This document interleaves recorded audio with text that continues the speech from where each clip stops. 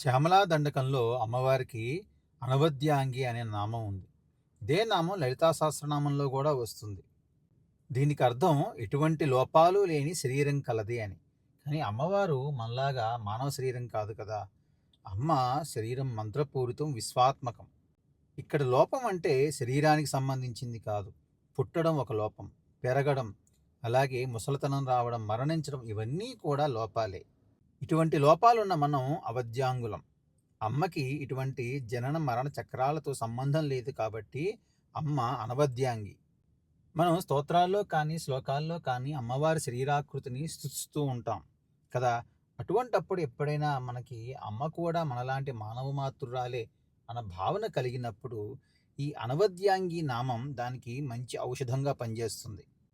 అమ్మ మీద సరైన భావాన్ని కలగజేసి మరింత భక్తి శ్రద్ధలు కుదిరేలా చేస్తుంది.